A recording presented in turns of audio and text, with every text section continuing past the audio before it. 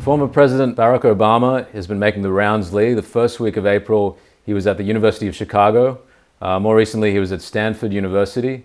We know he's the big guns orator of the Democratic Party, so we know something's up when former President Obama is making the rounds. Yeah, that's right, Brendon. The 44th President of the United States has appointed himself head of an all-hands-on effort to rid American democracy of disinformation. Who would know disinformation better than former President Barack Obama? Good point. Let's get into the details. I'm Brendon Fallon. And I'm Lee Smith. And we're over the target. And of course, autocrats like Putin have used these platforms as a strategic weapon against democratic countries that they consider a threat. People like Putin, and Steve Bannon for that matter. Understand, it's not necessary for people to believe disinformation in order to weaken democratic institutions. This is pretty drastic messaging that's coming from Barack Obama. He's equating Steve Bannon, a prominent conservative, a commentator, influencer. He was the White House chief strategist for the first 7 months of the Trump administration. And Barack Obama is equating him with Vladimir Putin. Right. What's going on here? Why such drastic messaging, do you think? Yeah, I mean, it's important to keep in mind that since at least 2016, the Democratic Party, senior Democratic Party officials, including Barack Obama, have been smearing anyone that they disagree with as a Russian asset or a Russian stooge. Remember, I mean, the Russiagate narrative, the collusion narrative, started as a campaign ploy in 2016.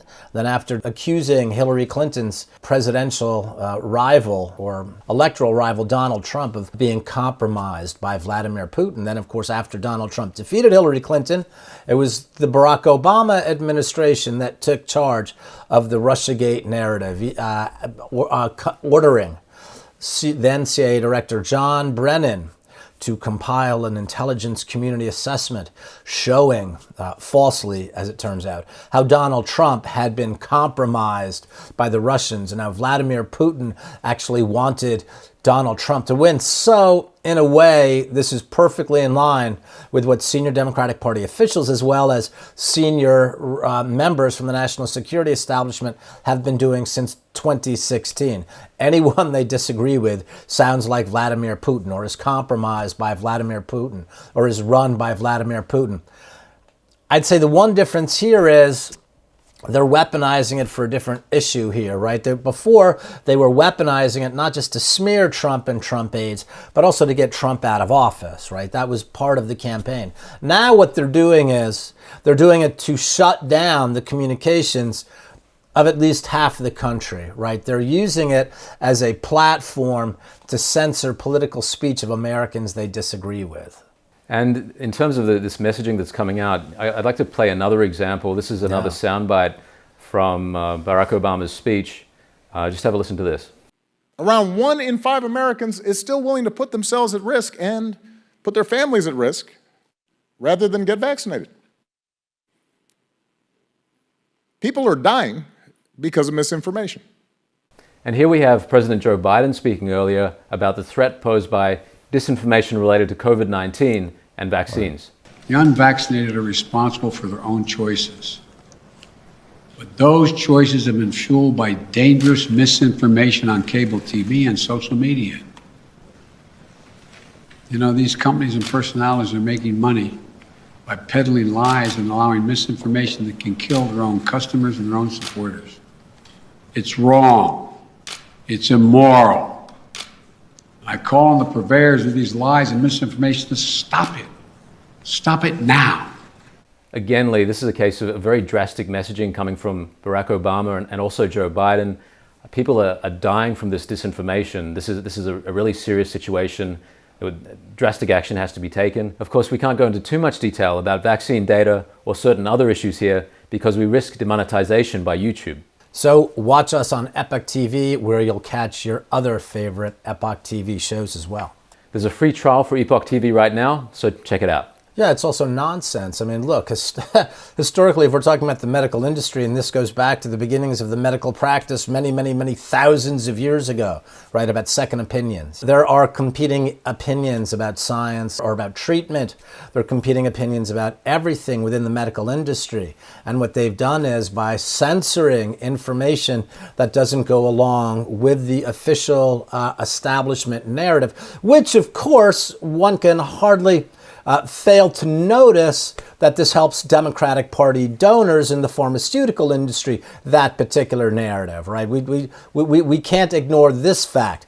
But the most salient fact for our audience is simply this. It's garbage, because this is what science, this is what medicine is about. It's about competing opinions. It's not about saying, oh, that will get people killed. No one is being told to jump off of bridges. Right? No one is being told to swallow poison. No one is being told to put a gun to their head as a cure for COVID-19. What we're talking about are established doctors, important medical professionals who, through their research, through trial and error, through serving and caring for their patients, have different solutions. And this is what they're censoring, right? Because it doesn't advance the establishment narrative. And I should say that our colleagues at Epoch Times, there is no media institution, organization that's done a better job than Epoch Times, our colleagues here, about putting those alternative medical viewpoints in front of the public, whether this is people like Dr. Robert Malone, Dr. Peter McCullough.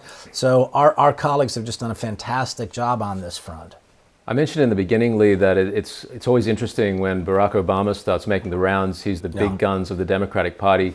We know something's up when he's out there speaking. What do you have to say about the timing for this? Why is this happening now? Why is he out there now giving this message? Yeah, good question. I mean, first of all, I should say that former presidents of the United States, this is not typical protocol, right? Former presidents of the United States usually fade into the shadows. They don't comment on presidents who come after them. This is what George W. Bush did. Or this is what George W. Bush did with Barack Obama, but of course George W. Bush then felt free to go after Donald Trump and attack Donald Trump. So what Barack Obama is doing is taking control of these very public political efforts is extraordinary, and as we're beginning to see, not at all desirable. What do I think is happening? I mean, I think there are a couple of factors.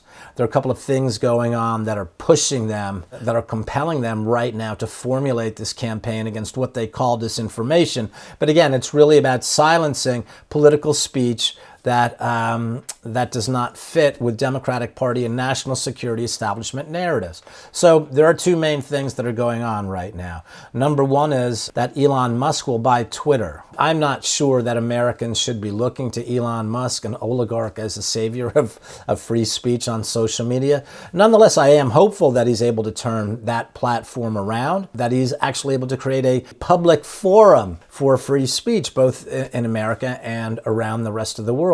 And certainly big tech, competing big tech oligarchs are worried about that, as it appears our Democratic Party officials. So you think this might be sending ringing alarm bells within the Democratic Party that Elon Musk has this intention to buy Twitter? Yes, they were extremely nervous that Elon Musk was planning to buy Twitter, and now that the deal has gone through, they're going to batten down all the hatches. They're extremely concerned now that this important platform is out of their hands. Look, I don't think that Twitter is really the world's public forum, but what I do think Twitter is a device that disseminates political information, and also, as we know, censors political information.